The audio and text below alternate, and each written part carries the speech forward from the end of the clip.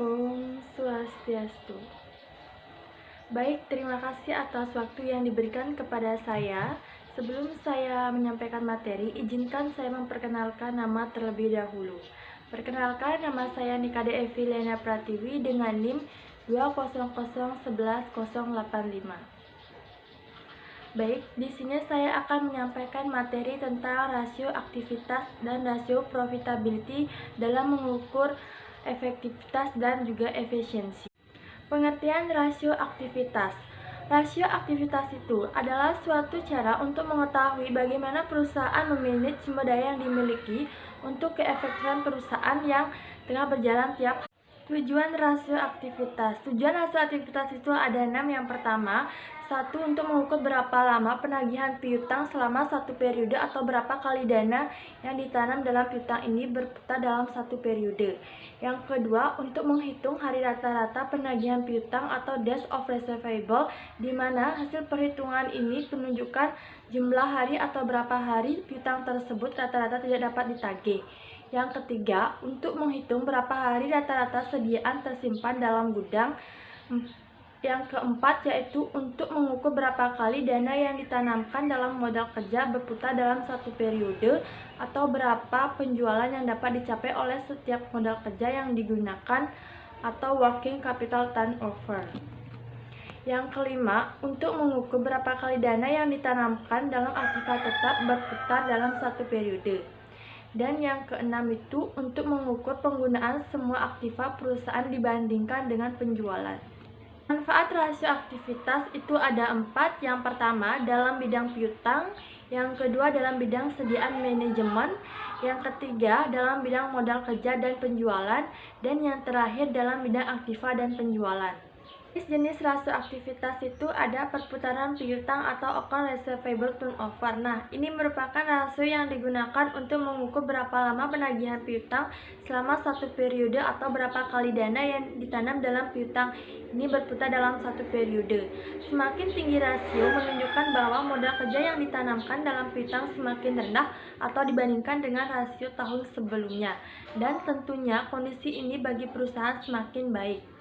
Yang kedua, ada perputaran sediaan atau inventory turnover. Nah, merupakan rasio yang digunakan untuk mengukur berapa kali dana yang ditanam dalam sediaan ini berputar dalam satu periode. Rasio ini dikenal juga dengan nama rasio perputaran sediaan. Yang ketiga, ada perputaran modal kerja atau working capital turnover. Nah, ini merupakan salah satu rasio untuk mengukur atau menilai keaktifan modal kerja perusahaan selama satu periode tertentu. Dan yang terakhir itu ada perputaran total aktiva atau total asset turnover. Nah, ini merupakan rasio yang digunakan untuk mengukur perputaran semua aktiva yang dimiliki perusahaan dan mengukur berapa jumlah penjualan yang diperoleh dari tiap rupiah aktiva. Pengertian rasio profitabilitas. Pada umumnya, rasio profitabilitas ini diartikan sebagai rasio yang digunakan untuk membandingkan kemampuan perusahaan untuk menyisihkan laba dari pendapatan. Jenis rasio yang satu ini dengan kata lain digunakan untuk mengukur kemampuan menghasilkan banyak laba dari kegiatan produksi yang dilakukan. Tujuan rasio profitabilitas itu ada 5. Yang pertama, menghitung pemasukan laba perusahaan pada satu periode akuntansi.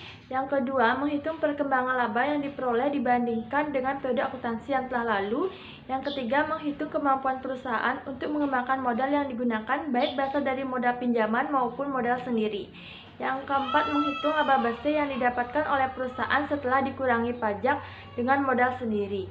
Yang terakhir, yang kelima itu menilai posisi laba yang didapatkan oleh perusahaan dengan yang didapatkan pada periode sebelumnya. Adapun manfaat dari kalkulasi rasio profitabilitas itu yang pertama, mengetahui perhitungan laba perusahaan dari suatu periode akuntansi tertentu. Yang kedua, mengetahui besarnya perkembangan nilai laba perusahaan dari waktu ke waktu. Yang ketiga, mengetahui posisi laba perusahaan tahun ini dibandingkan dengan periode akuntansi sebelumnya. Yang keempat, mengetahui besarnya laba bersih perusahaan setelah dikurangi dengan pajak. Dan yang terakhir, mengetahui seberapa produktif perusahaan tersebut dalam mengolah modal sehingga memperoleh laba serta keuntungan. Adapun fungsi rasio profitabilitas itu yang pertama, sebagai pengukur performa perusahaan dalam menghasilkan keuntungan dari jumlah modal yang diberikan atau dimiliki, baik modal yang dipinjami atau modal yang berasal dari kekayaan pemilik perusahaan. Yang kedua, sebagai pembanding posisi atau jumlah laba yang dimiliki perusahaan pada tahun ini atau saat ini terhadap jumlah laba dan pada tahun sebelumnya. Yang ketiga, sebagai penyaji data terkait laba perusahaan dari waktu ke waktu sehingga bisa digunakan sebagai sarana evaluasi para stakeholders. Yang keempat, untuk mengetahui besar laba yang didapatkan perusahaan yang dihasilkan oleh total aset dan total ekuitas yang dimiliki. Yang terakhir, yang kelima, sebagai pengukur terkait margin laba kotor yang dimiliki atas penjualan bersih, margin laba operasional atau penjualan bersih, serta margin laba bersih atas penjualan bersih. Jenis-jenis rasio profitabilitas yang pertama, margin laba kotor atau gross profit margin. Itu adalah perhitungan antara penjualan dengan beban. Yang kedua, margin laba operasional atau operating profit margin. Itu merupakan perhitungan yang dilakukan dengan mengabaikan kewajiban finansial berupa bunga serta pajak. Yang ketiga, margin laba bersih atau net profit margin. Itu merupakan salah satu rasio perhitungan untuk mengukur margin laba bersih atas penjualan yang dilakukan perusahaan. Yang keempat, rasio pengembalian aset atau return on asset ratio. Itu merupakan alat yang digunakan untuk menilai persentase laba terhadap total aset yang dimiliki perusahaan. Yang kelima, ada rasio pengembalian ekuitas atau return on equity ratio. Nah, itu merupakan salah satu alat yang digunakan untuk menghitung kemampuan perusahaan untuk mengolah dana yang diberikan para investor. Yang keenam, ada rasio pengembalian penjualan atau ROS. Itu merupakan jenis perhitungan yang digunakan untuk mengukur kemampuan perusahaan dalam menghasilkan keuntungan lebih tinggi dari biaya variabel demi kepentingan produksi. Yang ketujuh, ada pengembalian modal yang digunakan atau return on capital employed.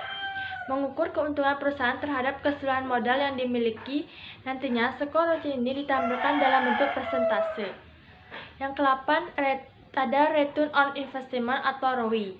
Perhitungan rasio profitabilitas yang satu ini menghitung profitabilitas perusahaan terhadap total aktiva yang dimiliki. Yang kesembilan, yang terakhir itu ada earning per share atau EPS.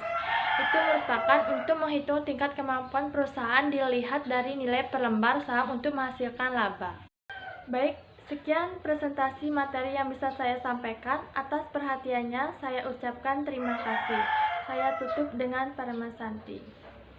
Om Santi Santi Santi.